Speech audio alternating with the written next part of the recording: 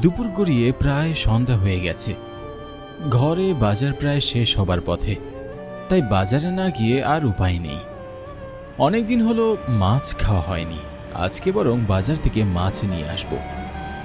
সকালে মাছ আর খিচুড়ি একদম জমে যাবে। কিন্তু মাছ কিনেই কি শান্তি আছে? নিয়ে এসে ওই আমাকে আবার ধুয়ে কুটে রান্না করতে হবে। আমার তো আর বউ নেই যে সব করে দেবে। সব যখন আমাকেই করতে হবে, তখন আর এত ভাবাভাবি করে লাভ নেই। এখন আমি বরং বাজারের দিকে রওনা দেই। বেশি দেরি হয়ে গেলে আবার সব জিনিস ফুরিয়ে যাবে। ওই তো বাজারের ব্যাগটা। ছি, ব্যাগটাই কি ময়লা, একটু ঝেড়ে নিই। বাজারের ব্যাগটা হাতে নিয়ে হরি বাজারের উদ্দেশ্যে রওনা দেয়।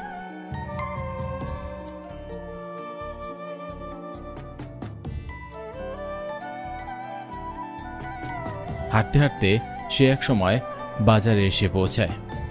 এসে তার প্রয়োজন অনুসারে সব কিছু নিতে থাকে। সব তো নেওয়া হলো, এবার মাছটা নিলেই হয়ে যাবে। ওই তো ওই দোকানটায় গিয়ে দেখি।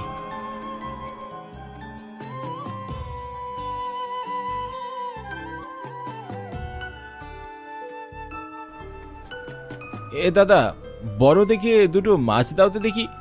টাটকা দেখে দিও কিন্তু, পচা হলে কিন্তু আবার ঘুরে দিয়ে আসবো। ওইসব দিয়ে আপনি কোনো চিন্তা করবেন না বাবু, আমি একবারে টাটকা মাছ সাপ্তাহে দিয়া দেব। রান্নার পরে মুখে দিলেই বুঝবেন যে কি মাছ সাপ্তাহে দিছি। এই মদনের মাছ যে একবার খাইছে সে কখনো আর অন্য দোকানে যায় নাই, বারবার শুধু এই দোকানেই আসিছে। সে আমি বুঝতেই পারবো, এখন তাড়াতাড়ি দাও তো দেখি। মেঘের অবস্থাটাও তেমন একটা ভালো নয়, কখন যে বৃষ্টি চলে আসে কে জানে। মাছ দোকানিকে তার পাওনা টাকা দিয়ে হরি বাড়ির দিকে রওনা দেয়। পথে হঠাৎ করে হরির মনে হয় যেন পথেই ওর বেলগাছটা থেকে কেউ যেন তাকে ডাকছে। ডাকটা শুনে হরি দাঁড়িয়ে পড়ে। হরি, এই হরি। মনে হলো কেউ আমায় আমার নাম ধরে ডাকলো, কিন্তু ওদিকে তো কাকেই দেখছি না। তাহলে কি আমি ভুল শুনলাম? হয়তো ভুলই শুনেছি। যাই, তাড়াতাড়ি বাড়ি যাই, মাছটা রান্না করতে হবে তো।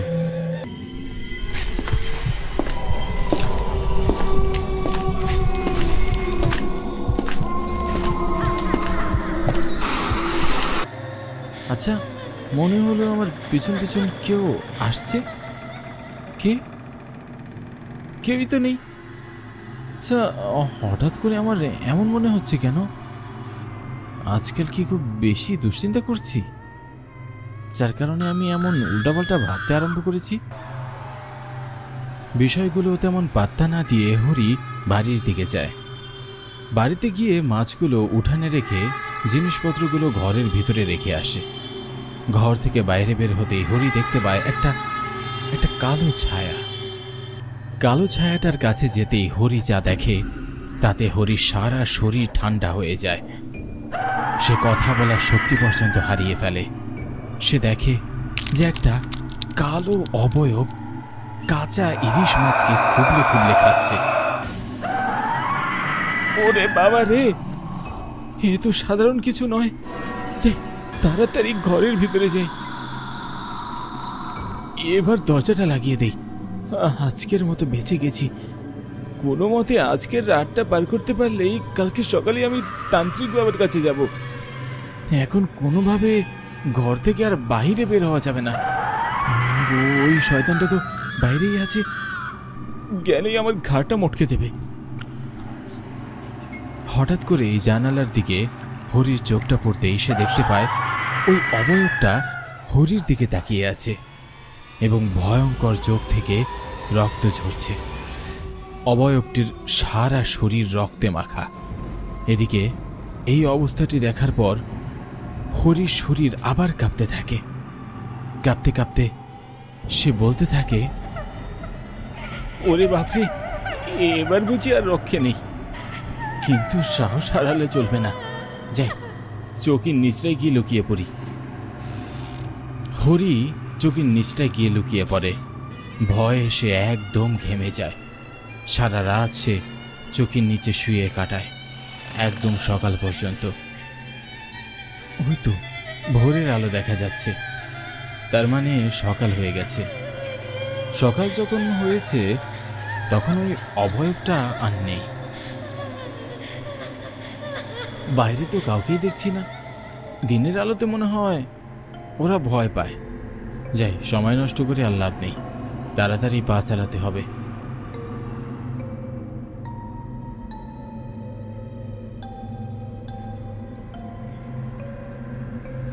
ওই তো তান্ত্রিকের বাড়ি, পেয়ে গেছি। তান্ত্রিক মশাই বাড়ি আছেন? কে বাবু, এত সকাল সকাল কি মনে করে? তান্ত্রিক মশাই, গতকাল আমার সাথে একটা অদ্ভুত ঘটনা ঘটেছে। কি ঘটনা বলো তো শুনি। হরি তখন তার সাথে ঘটে যাওয়া সমস্ত ঘটনা তান্ত্রিককে খুলে বলে।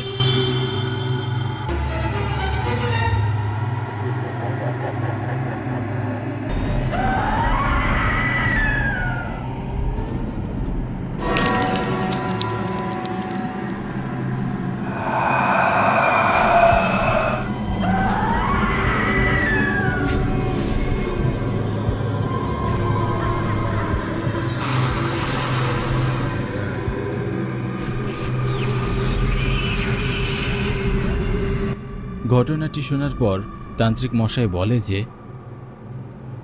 বেলগাছের ওই পিশাচটা তোমার উপর আসর করেছে। তাহলে এখন উপায়? বেলগাছের ওই পিশাচটি খুবই খারাপ, তার সাথে পেরে ওঠার জন্য বেশ কিছু জিনিস লাগবে। তুমি এক কাজ করো, তুমি এখন বাড়ি যাও, আমি বিকেলে তোমার বাড়িতে এসে সব কিছু দেখে শুনে একটা ব্যবস্থা নিব, আর ততক্ষণ সাবধানে থেকো। আচ্ছা ঠিক আছে তান্ত্রিক মশাই, আমি তাহলে এখনকার মতো বাড়ি যাই। তান্ত্রিক মশাইয়ের কথা শুনে হরি বাড়ির দিকে যায়।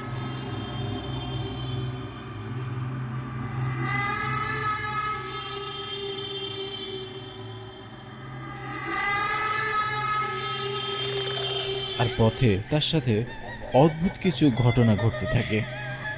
চলতে চলতে হঠাৎ সে শুনতে পায়, ওই তান্ত্রিক আমার কিচ্ছু করতে পারবে না। আরে এগুলো কি হচ্ছে আমার সাথে? কিন্তু এখানে তো কেউই নেই। কথাটা কে বললো তাহলে? নিশ্চয়ই ওই পিশাচটির কাজ হবে। না না, আরো জোরে আমাকে হাঁটতে হবে।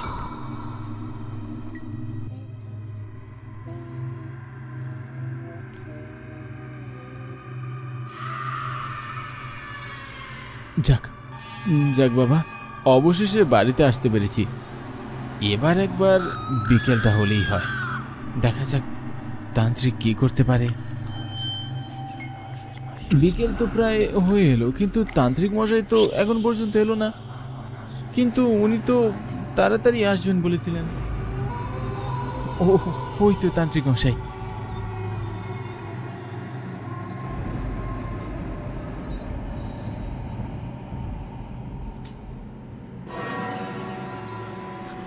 আপনি এসেছেন তান্ত্রিক মশাই? এদিকে আমি তো চিন্তায় মরে যাচ্ছিলাম।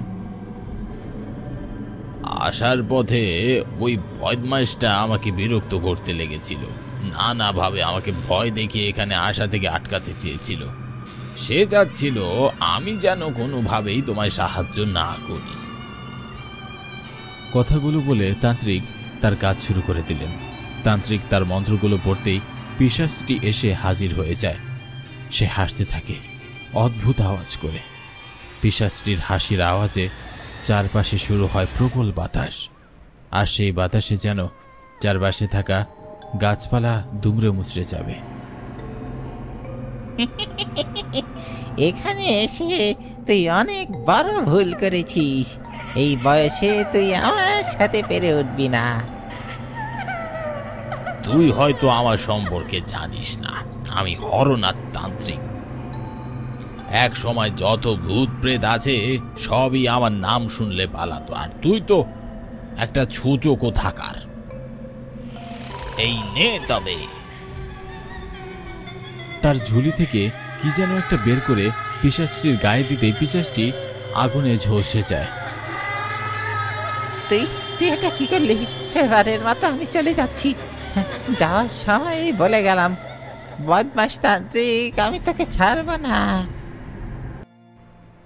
পিশাচটি চলে যাওয়ার পর চারপাশের পরিবেশ ঠান্ডা হয়ে যায়।